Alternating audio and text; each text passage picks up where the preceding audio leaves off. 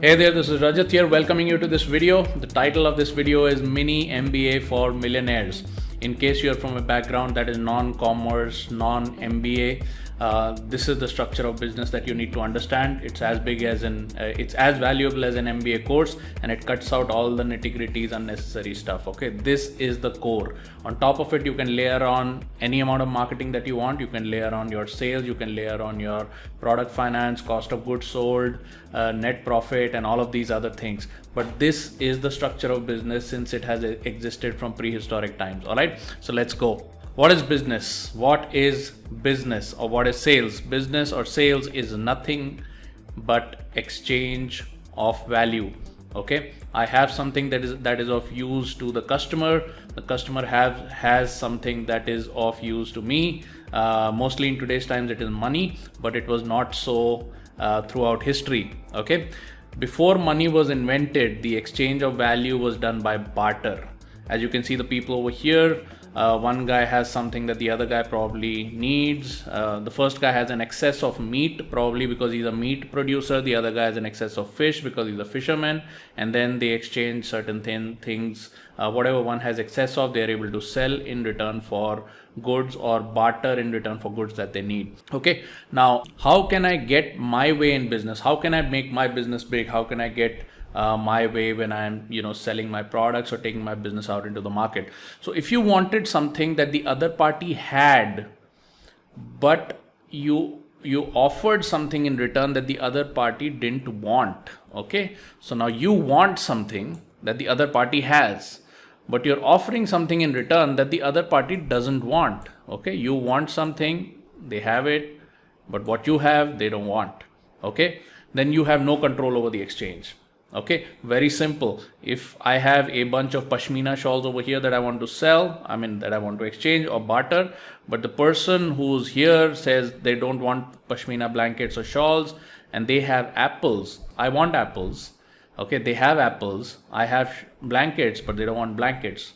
Okay, so I have no control over this interaction. Okay, I have no control over this interaction. In business parlance, it is called you have no leverage in the interaction. They don't want what you have. Okay, if they don't want what you have zero leverage. Very important to understand. Now, a stupid business is not even a business. What is a stupid business? If you want something the other party has, but you offer something in return that they don't want, you have no control. Okay, you would either lose the leverage, the deal would not happen, or you would have to make a losing barter with a third party in order to give your buyer what they wanted. Okay, which basically means this guy doesn't want my blankets, but this guy wants, let's say, some meat. The third guy has meat. So this guy tells me, why don't you swap your blankets with that guy for meat and give me that meat, and in return you can take my apples.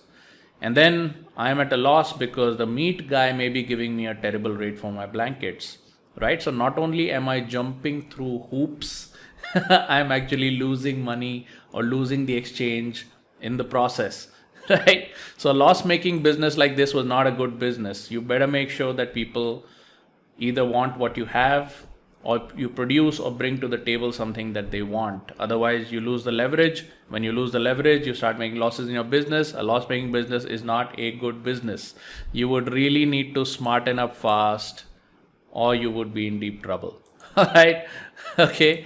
Of course, money came in later. We'll come to that. But even before money was invented, customers have needs, or they used to have needs, which are pains and desires. They have a pain that they want solved, okay, or they have a desire that they want to achieve. They want that desire met. Okay, so pains and desires. Desire is something in a positive, it has a positive pull, and a pain has a negative pull. People will do anything to avoid pain or to maximize their pleasure or desire. All right, now these customers who have needs, which could be pains, desires, etc., that need to be sorted, they are constantly looking for solutions for their needs. Okay, they want their pain to be reduced and they want their desire to be met. So they are constantly looking for this kind of solution. Now these needs, which could be pains and desires, are exchanged for solutions in a place called a marketplace, where buyers and sellers meet up to figure out who's got what that every party wants. Okay, now every customer is a part of some market whether they know it or not, which means your customers could say no to your product or whatever. You may feel, hey man, the customer is not buying. I'm in real estate, market is down, customer is not buying. But the customer is spending their money somewhere in the market. Every customer is part of some market, whether they admit it or not, whether they realize it or not. Yeah. A lot of people will say, like Facebook is a marketplace. I'm not in Facebook. I don't like Facebook. I don't keep Facebook on my phone, and I don't like visiting Facebook. I think it's a terrible place. That's fine. Then they are part of the non-Facebook market. Okay. If they don't spend their time on Facebook, where are they spending their time? Oh, they read the newspaper. Okay, so if they read the newspaper, they're part of the newspaper marketplace. Okay, well, they don't even read the newspaper. If they ever want anything, they just open like the phone book and read the classifieds. If they need something, they look up the phone book. If they want a plumber, for example, great, then they are part of the phone book marketplace. They're not part of the Facebook marketplace, no problem. Okay, so every customer is a part of some marketplace where they go to find solutions for their pains and their desires and things like that. Okay. Now, wherever there is a market, there is competition. Even in the barter times, you would have multiple people coming with the similar products to the marketplace, and then the exchanges would happen. Okay, so wherever there is a market, there will be competition, which means you will not be the only player in that market. There will be other people. In fact, you should be very scared if you're the only supplier of any product in the market, because chances are that nobody wants that particular product. If a customer wants a product, chances are that somebody else has already figured that out, and they are also playing in the same market. So competition is going to be there at all times. Wherever there is a market, there is competition. Without competition, there would be no benchmarking. What is benchmarking? Benchmarking is how prices are set for any particular product. Yeah, gold is 20,000 rupees a tola in certain seasons, and 30,000 rupees a tola in certain seasons, and 40,000 rupees a tola. Who decides? Okay. Who decides? It's demand and supply. So wherever there is a market, there is a competition. Without competition, there would be no benchmarking. And what is competition? Competition is sellers who are competing for the same customers. That definitely that type of competition we know. But also, remember, one of the things that people forget is that customers are also competing for the same products. Every day on Amazon, gazillions of customers are searching for any one type of product. Let us say you have a Samsung fridge, 650 liters, bottom freezer, whatever. There are hundreds of thousands of people who are searching for the similar product. Okay, and the algorithm is also giving them other variations and suggestions, etc. So not only is there competition for you, there are other sellers just like you buying for the same customers. But remember, there are also other customers just like each other who are buying for the same product as you. If you understand this, you can use this as leverage. Yeah, leverage. That's a very important word in business. Now, you have a graph over here which says how prices are set, which basically means if a buyer has a surplus, the price goes down. If there is a buyer surplus, the price goes up. If there's a seller surplus, the price goes down, and right in between they find some balance, etc. Okay, not to worry. Now, what is the demand supply balance? Okay. Now what we learned in the last slide is how do you use competition to your advantage? Remember, as long as you can remember that there are other customers competing for your product, you can use that as leverage. We'll come to that later. Okay. Now, demand supply balance. What is demand supply balance? The number of customers there are plus the intensity of their desire, yeah, to find a product that does something like your product does, or that they have a same need or the similar kind of pain. The intensity of that pain or the intensity of that desire times the number of customers is the demand in the market. Okay, demand in the market is high, means there's a bunch of customers who want the same thing, and the intensity of that want is very high, then the demand is high. The second thing is the number of sellers or solutions or products that are there to take care of that pain or that desire times the intensity of distribution or the efficiency of distribution is the supply. Okay, that means if there are not enough products for the buyers in the market, the supply is low. Okay, if there are lots of sellers but the intensity of distribution or the efficiency of distribution is not there. Just look at the cab market. There were lots of cabbies and autowalas, etc. 10 years back, but all of them had a limited reach. right? The auto wala would only go from one region to another, because then they would start losing fuel money if they went all over the place. So they stayed within their local area and they went only in 4-kilometer radiuses. The taxi cab, in every locality there would be a taxi cab, kind of a place where every cabbie would hang out, and if you wanted a cab, you would pretty much have to go over there and deal with them. Okay, they had limited reach. There was a lot of supply, but the intensity or the efficiency of distribution was low. So the supply was scant, which basically means if you ever wanted a taxi or an auto rickshaw, God help you, you're for surely gonna get looted because the price is not in your hands, right? So how does the price work in this situation? See, if the supply is less or the demand is more, which was the case with the unionized taxi system earlier before Uber came, right? If the supply is less or the demand is more, the seller is in control and the prices are high. Okay, the seller is in control. Okay, never mind about this graph, don't go very deep into it. Okay, I've just put it here for a visual. Remember, this is the supply is less, the demand is more, the seller is in control, and usually prices will go up. Okay. Secondly, if the supply is more and the demand is less, then the buyer is in control and prices will go down. Okay. Remember this. Okay. Like today, Uber plus COVID related slowdown, not so many people want to take a cab and go anywhere. So the demand is less, plus the supply is also more. Uber has helped hundreds of thousands of taxiwalas and even wannabe taxiwalas to finance their own taxis and get on the road and sign up with Uber or Ola or whatever, right? So there is a glut of many more taxiwalas than they used to exist. So the supply is more, and coupled with that, the demand is less post-COVID. Buyer is in control. It basically means if you want to take an Uber, Uber needs you or the cabbies need you rather than you needing them. Okay. Now, the only products that belong in a marketplace are the products that fulfill a need, which means take care of a pain or help the prospect achieve a desire. So just think about the pain and desire angle. Okay, if they have a pain, the prospect addresses that. Or if they have a desire, the product helps to achieve that desire. Then the product belongs in that marketplace. Otherwise, it has no place in that marketplace. Okay. The only businesses that survive in a marketplace are the ones who are able to match supply and demand consistently over long periods of time. Okay, those are the only businesses that will survive. Okay, if you cannot find buyers for your products, business will fail. Or if you cannot find or build products for your buyers, then also business will fail.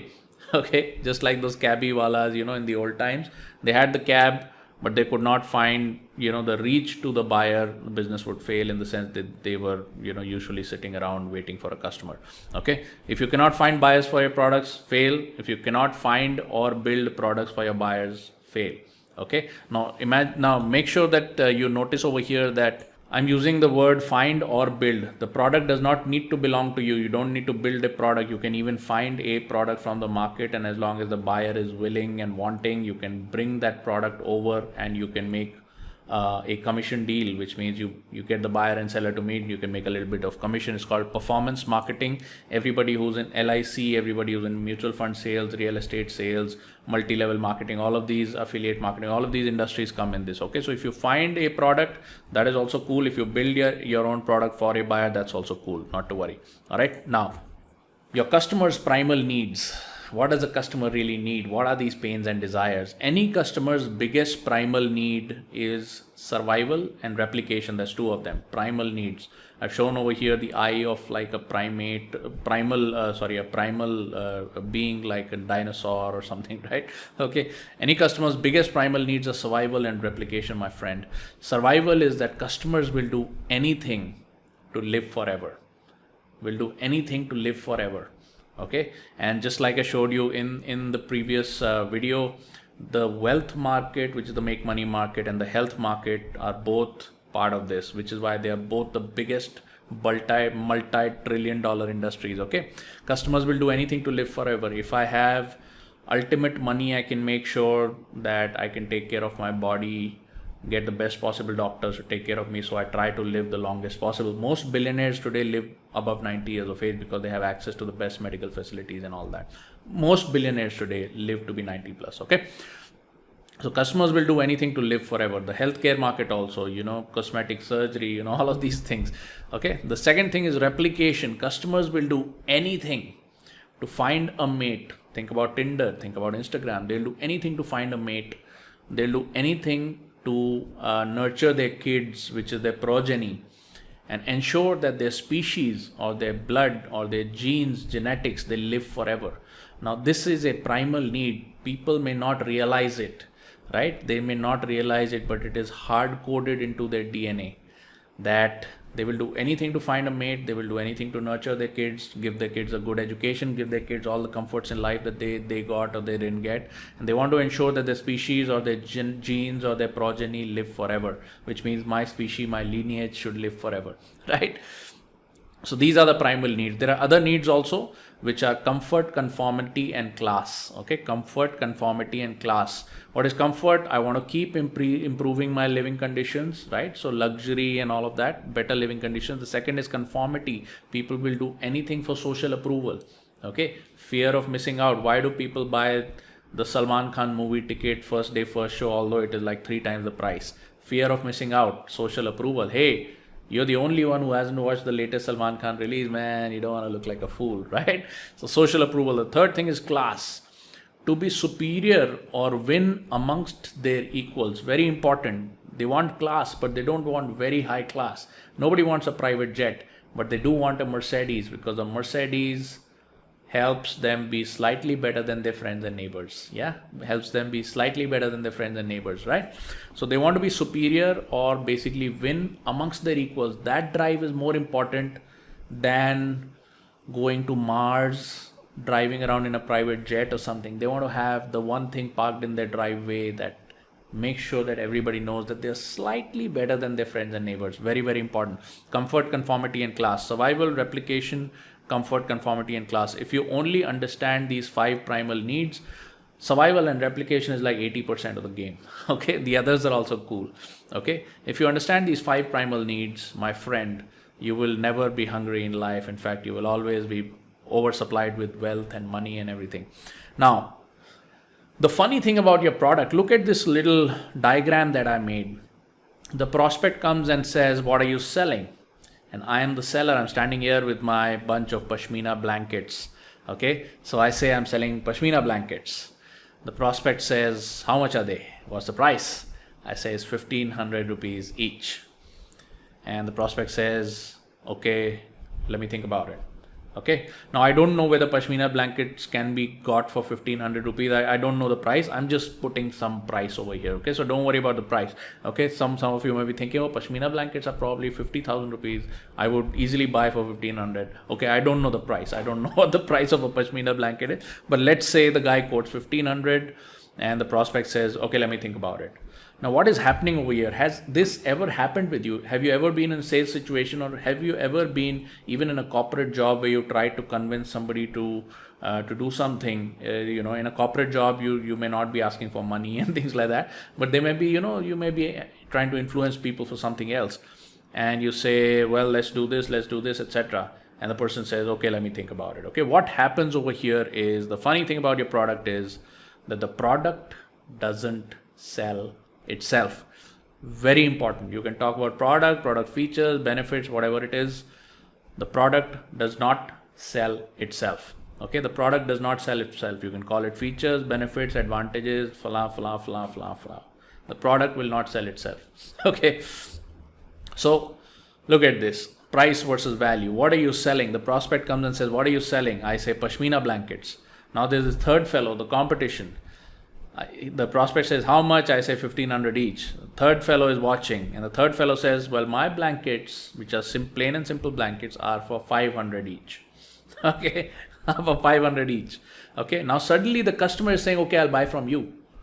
Okay, now where does the person get an idea that 1,500 is more expensive, so I'll think about it, or 500 seems to be good, so let me buy? What happened over here was that I set a baseline saying my product is 1,500. Now the only thing that the customer knows, unless they know pashmina and all of that, unless they're connoisseurs, what if they're not connoisseurs?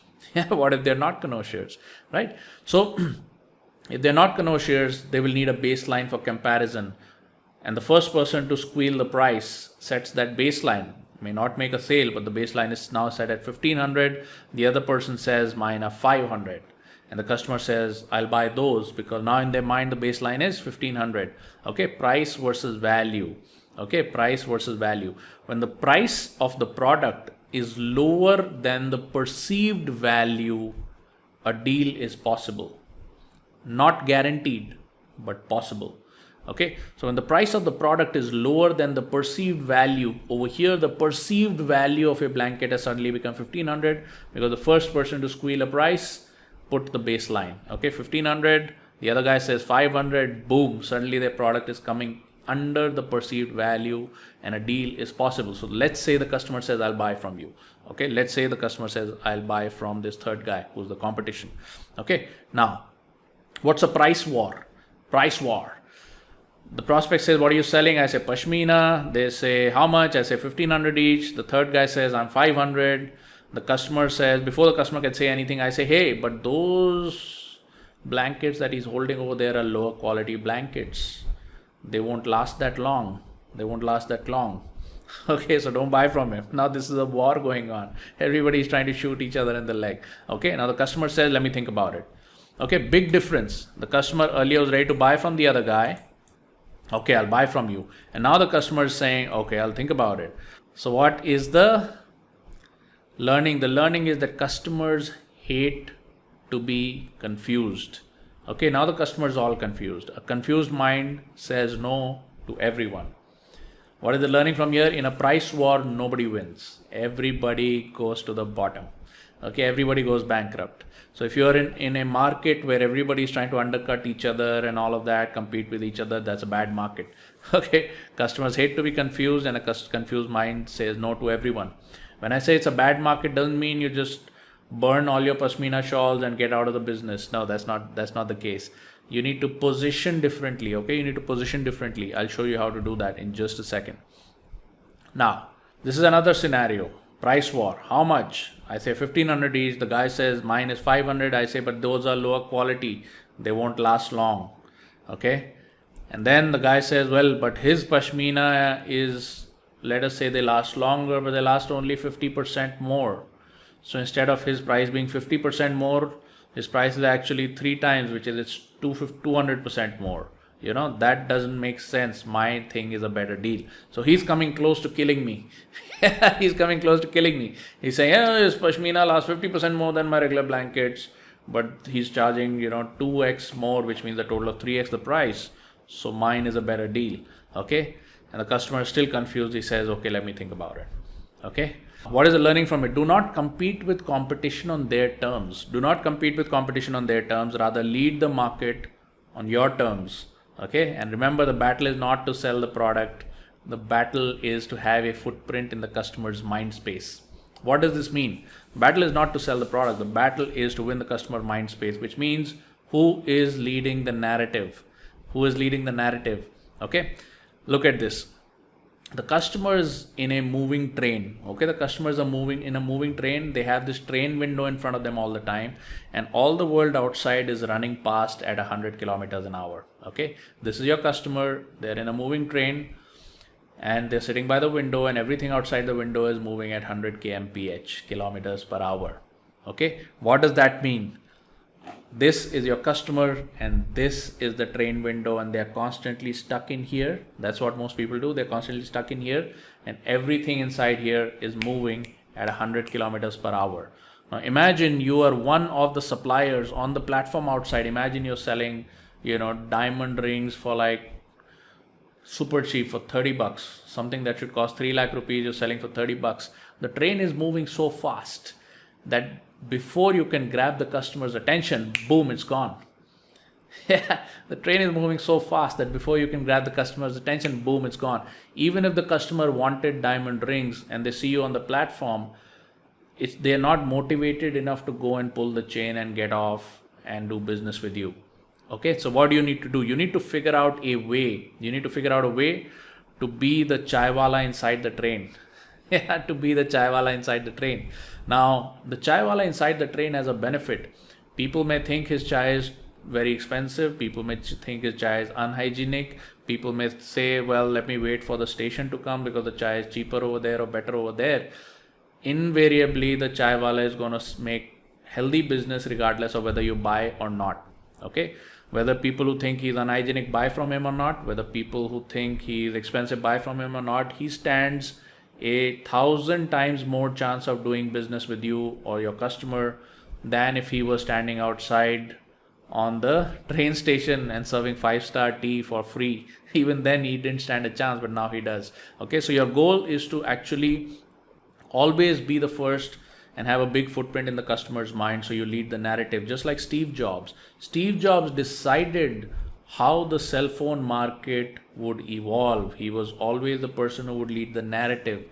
And although there were thousands of different brands that actually created iPhone replicas, the Samsungs of the world, the Huawei's of the world, they had phones that have the same exact functionality, but still Apple, in spite of being the most expensive, because of leading the narrative, always commanded 60-70% of the market, in spite of being the most expensive. Now, all of these other companies, they create replica phones, which are probably as good as Apple, but and they're cheaper. But put together, all of these companies put together do not combine to form the net worth or even the market footprint of Apple. Okay, so always try to command the mind space of the customer, make them think. Okay, how do you do that? I'm just going to show that in a second. Okay. Now, battle for mind space. How is the battle for mind space won? What are you selling? Prospect says, what are you selling? I say, I'm selling special blankets that can make you successful at work and in life. Special blankets that can make you successful at work and in life. And the guy is like, ha, what do you mean? He laughs. He's never heard this stuff before. Never heard this stuff before, my friend. So I said, let me ask you this. Do you ever catch a cold? Okay. Remember these 5 words. Let me ask you this. These 5 words will make you a millionaire. Let me ask you this. Do you ever catch a cold? Now, in this situation, I am not answering the questions. I am asking the questions. That is why those 5 words, let me ask you this, will make you a millionaire, my friend. Write those down. Let me ask you this. Do you ever catch a cold? The prospect says yes, about 2 to 3 times a year. Why? Now, the prospect tries to ask another question. Why? Why do you ask? Okay, I say, okay, I go on with my questions. Do you go to work when you have a cold or when you have the flu? Okay, whoever asks the questions in the relationship, my friend, is going to control the relationship or the interaction. Okay, buying, selling interaction. So this is not a price war. This is not any kind of a war. This is about who can guide the interaction to a successful close. In the previous first instance, the customer was asking the question, what do you have? How much is it? And then at the end, it's all about, let me think about it. Why? Because the conversation has not been guided to a decisive close. The conversation has not been guided to a decisive close. Okay. So I ask another question. Do you go to work when you have a cold? The customer says, no, I maybe take 1 or 2 days off. Okay. And I come right back with another question. Do you get paid when you don't work? The customer, if he or she is a day laborer, obviously they lose money if they don't go to work.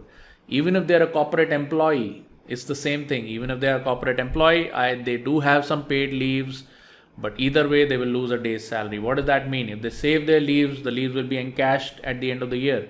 If they use the leaves for flu-related time off, then they use the leaves. At the end of the day, it's all encashable, so they do lose money, regardless of whether they have paid leaves or whether they are a day laborer who absolutely lose hard money if they don't show up to work. Okay, so regardless of what, even if you're a doctor, you don't show up for surgery because you have a flu, you lose money that day because you don't get paid for that surgery, right?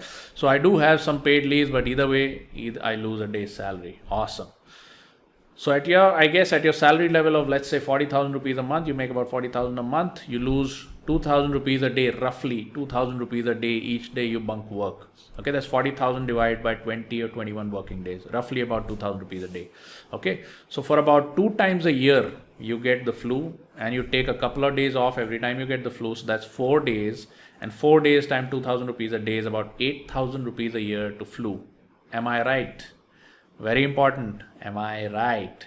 You have to get their agreement when you're following a trail like this. So this trail is going to run straight into a sale. Okay, just hang with me for 2 seconds. So I guess your salary level 40,000 a month, you lose 2,000 rupees a day for each day you don't go to work. You have the flu twice a year, and each time you don't go to work, you take 2 days off. So that's 2 into 2 is 4 days off, times 2,000 rupees a day is about 8,000 rupees a day. That's the amount of money you lose to flu. Is it right? The guy says yes. Okay, the guy says yes, he agrees. Now I'm going to go for the killer close. I have the softest, warmest, top of the line pashmina blankets that can keep you warm and save you those 8 lost paid days each year, saving you about 8,000 rupees a year. What is the baseline? 8,000 rupees a year.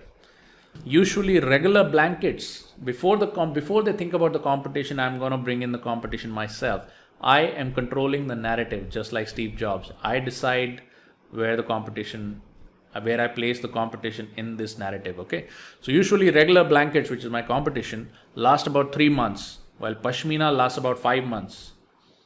Okay, before the competition educates them, I want to educate them upfront, because I want to control this narrative. I want to have the footprint in the mind. Okay, usually regular blankets last about 3 months, pashmina lasts about 5 months. All God honest truth. So even if the pashmina goes bad in 5 to 6 months, that means instead of 8,000 a year, you're saving about 4,000 buying my blanket. I haven't come to the price yet.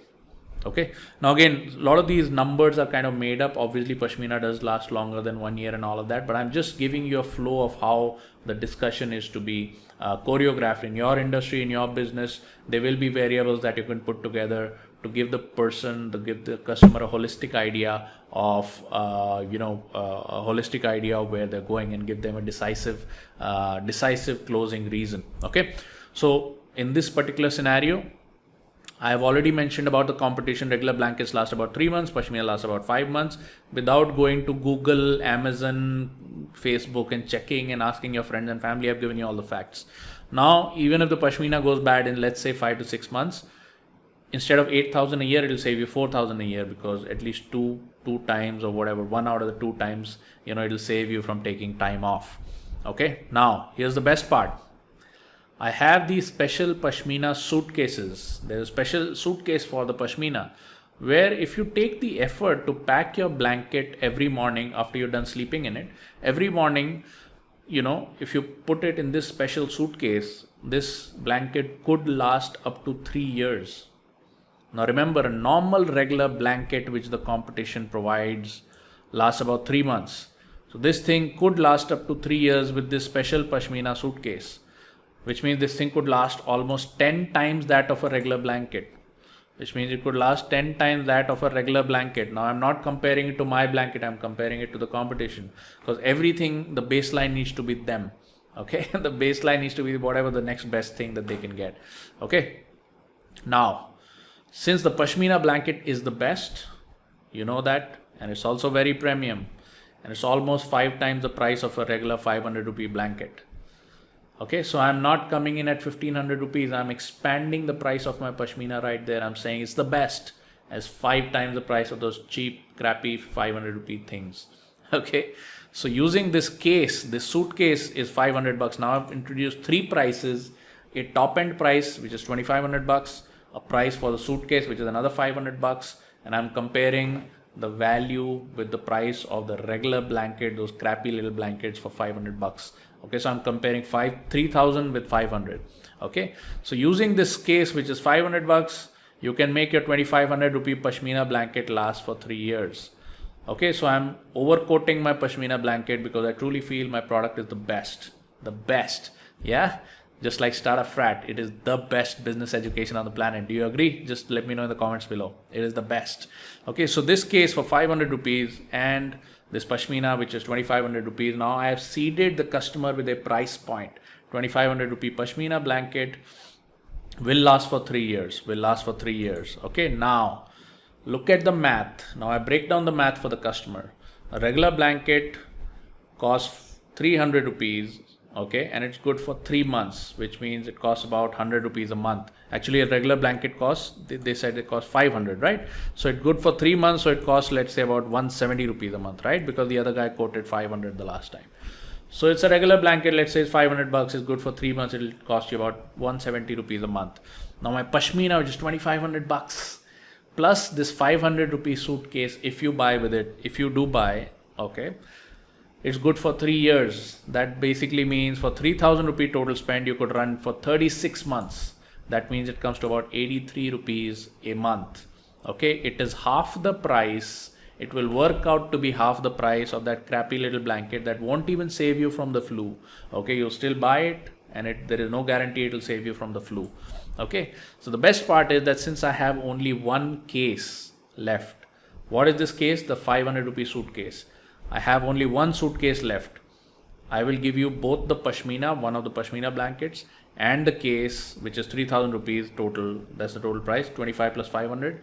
I'll give you the whole thing for 50% off, which is 1,500 rupees. So you get the blanket and the case for 1,500 rupees. And I want to pack up for the day because I have many pashmina blankets left, but I have only one suitcase left. And I want to give you the best deal. Take it for 1,500. And I want to go home because my daughter has her school reunion, or my wife has planned a very nice dinner for me, or whatever reason. I just want to go. If you want to take your decision, let's do this now. So if you take a decision in the next 10 minutes, the whole kit is yours for 1,500. Else, the next customer may buy this combination, and then I'll still have the pashminas, but I won't have the case. I'll still have the pashmina, but I won't have the case. So this is the best deal. And if you want, let's close it out and I'll head for the day. Otherwise, I'm in a hurry. I will give this deal to whoever the next customer comes because I want to be in time for my daughter's high school, something. Okay. Okay, this is called a double clamp in sales closing. Okay, I've clamped it from the top, I've clamped it from the bottom, clamped it at the bottom, and the customer has nowhere to go. Okay, they have to take a decision, yes or no. There is no thinking about it now, no calling my spouse, none of that crap. Take a decision. Is it yes or is it no? Boom. Okay, so if you make the decision, you can take it, otherwise leave it. I've got other customers. Okay, now what is this thing called? This thing is called customers need value translated. Okay, customers need value translated. In the previous scenario, the competition came very close. They said, well, these things last only a little more than my blanket, but why are they charging 3 times more? Now I got to defend the 3 times more price. So what I do is I take the price even higher, and then I break it line by line, and I bring it to a close which makes sense to the customer, and I tell them, you take it or leave it. This is it. So customers need the value translated right down to the per month, per day, per hour price. Okay, they also need the value translated so they know that if they don't take action, they stand more to lose by not taking action than they would stand to lose by taking action. Okay, what do they stand to lose by taking action? They lose 3,000 rupees immediately. They have to pay me. Okay, what do they stand to lose if they don't take action? Instead of 83 rupees a day for the world's best pashmina, they will be paying 170 rupees a day, or was it 170 rupees a month for some crappy blanket that will not even guarantee them benefit with their flu. So they may still take sick days off and they still may lose 8,000 rupees a year. Okay, so what is the deal? The deal is 1,500 bucks. Okay, now what is this deal called? This deal is called an offer. How you structure this deal so it goes through. Okay, it becomes the juiciest rasgulla the customer's ever seen. They're dying to put it in their mouth, which basically means they're dying to execute on that sale. This thing is called an offer. Okay, so product does not sell itself, nor does the price sell the product. What sells a product is the offer. Now, what is an offer? Customers hate to be sold a product, but they love to buy an offer. An offer is a value translated that gets them a solution to their problem. Okay, and that problem may be something they didn't even realize that they had, but I pointed it out. Before they came asking me, what are you selling? I said, do you ever have the flu? What does a pashmina shawl do? It protects you from the flu. And they're like, what? Yes, I do have the flu. Why do you ask? Let me ask you this. 5 golden words that make you a millionaire, my friend. Let me ask you this. How many days do you take off? Etc. etc. Okay, so you have a total loss of boom, 8,000 rupees. You want to save that? This is the price, this is the case, this is the situation, this is the amount it lasts, this is the competition, this is what the competition is charging, this is what it costs you on a per month basis to save yourself that damage of 8,000 rupees a year. This is the final offer. Okay, yes or no? Now, customers hate to be sold a product, but they love to buy an offer. They love to buy an offer. What is an offer? An offer is a price minus discount plus a time limit. Okay, that's an offer. An offer could be a price minus discount plus favorable terms. Some people say, oh, I'll take 3 months EMI payment or whatever, I'll take 2% interest, favorable terms. I'll get a free home delivery, free installation, whatever. Price less discount plus favorable terms plus time limit. You got to decide now, otherwise the offer is off the table. Price less discount plus favorable terms plus bonuses.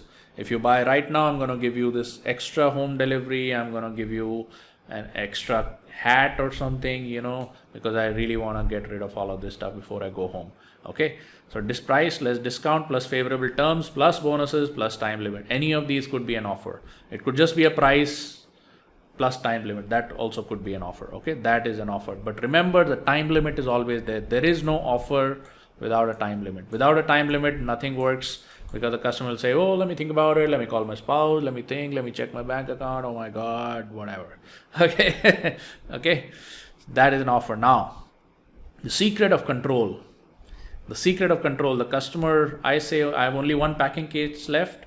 There are 3 waiting customers. You have 10 minutes to decide. This guy is still thinking, oh, let me decide.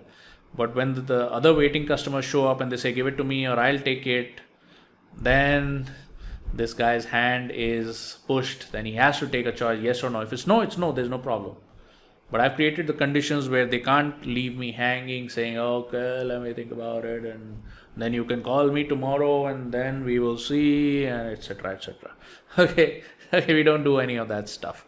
Okay. Remember, when the supply of the product is less than the demand, when there are more buyers than there is product, you, which is the seller, you have the leverage. Okay, you have the leverage. Very important thing. You have the leverage if there are more buyers than sellers. Okay, so you can get more buyers, line up more buyers, create a tight process by which you give people offers and you have them decide right then and there, and life will move along just fine. Okay, secret of control. How do you use leverage? Leverage is used to compel customers to qualify or disqualify themselves. Do you have a budget? Yes or no, Mr. Miss Customer. Okay, that is leverage. Okay, do you have a budget? Yes or no? If they say, I have a budget, yes. Do you have, what kind of budget do you have? And they say, well, that depends. What do you have? What's your product? You say, that depends on what budget you have. Okay, so you have to compel customers to qualify or disqualify themselves. If they say, I don't have budget, then there is no discussion. There is no discussion. Okay, so compel customers to qualify or disqualify themselves, then compel them to decide whether to execute the buying decision now or not. Okay, the force is not being exerted to push them to buy. The force is being exerted to push them to buy or reject immediately. Okay, a lot of people say, I don't like high pressure selling. I don't like high pressure this. I don't like high pressure that. Let us not do any high pressure sales. Dude, there is no sale without pressure. Okay, but the pressure is not to push them to buy something they don't need or they don't want. The pressure is to push them to decide whether they want it now or whether they don't want it now. Because if they don't want it now, then the offer is off the table. If they want to think about it and come tomorrow, there will be a different offer. Still the same product and still the same price, but different offer. Okay, you may never see this offer again. Our Diwali special gets over tonight.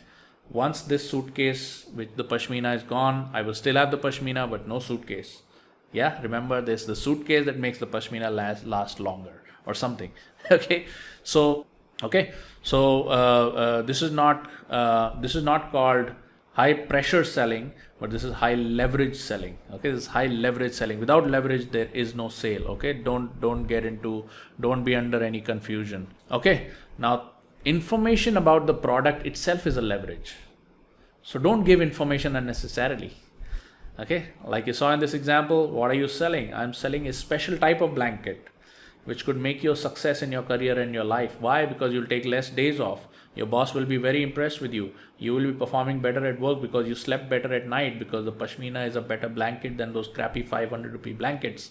So you have better quality of sleep, you perform better at work. You do that consistently over 2 to 3 years, you will get promoted over these other people that you have right beside you are also competing for the same promotion. And you do 3 or 4 of these promotions over a 10-year period, you will be able to provide a better life for your wife and kids, my friend, or your husband and kids, depending on who it is the prospect is. Okay, so The information about the product itself is a leverage. Instead of saying, okay, I'm selling pashmina, what's the price? 1500. Okay, let me think about it. Okay, the information itself is a leverage. What is the information? This is one of the best blankets that could actually help you in career and life. Well, how is that? Well, before I tell you how is that, let me ask you this. Let me ask you this. The 5 golden words to making $1 million. Let me ask you this. Okay. The information about the product itself is a leverage, so you can string it out in bits and pieces while having the buyer qualify themselves all the way to the sale.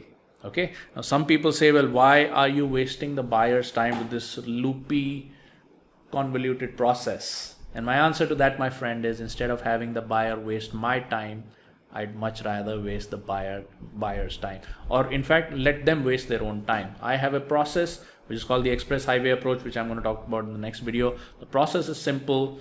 The prospect has to qualify themselves all the way to a sale. The moment they stop qualifying themselves, the sale is gone. The game is over. Okay. And they can save their time. Okay. That is the mentality behind the sale. How are you liking it so far? Is this different from the other education you got at other places? Let me know in the comments box. Okay. Now, remember the stadium versus the match. The stadium versus the match. A lot of people get confused and they say, well, there's 100 different people doing the exact same thing I'm doing. How do I make myself special? Do I lower my price? How can I, bend over backwards more for the prospect? How can I supplicate more for them? What can I do for these beautiful prospects and customers, etc., etc.? That is good. That's a good spirit to have. But remember, the competition that you think about or that you see or that you're mentally comparing yourself against, etc., is part of the environment. Okay, in every marketplace there is competition. But the final deal is only between 2 parties, the buyer and the seller.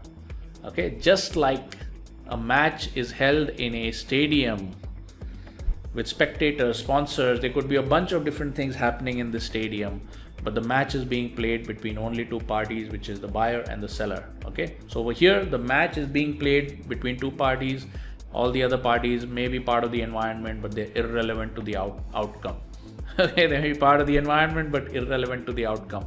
So in a well played match, the crowd fades into oblivion and only the playing parties remain. Yeah, if you've ever played a cricket match, tennis match, anything which was a closely fought, beautiful, healthy game, having a good amount of competitiveness and things like that, you would realize that whether the spectators are supporting you or not, whether the crowd is supportive or not, etc., doesn't matter, fades into oblivion, and the only thing that remains is you and the player in front of you. Okay, only the playing parties remain.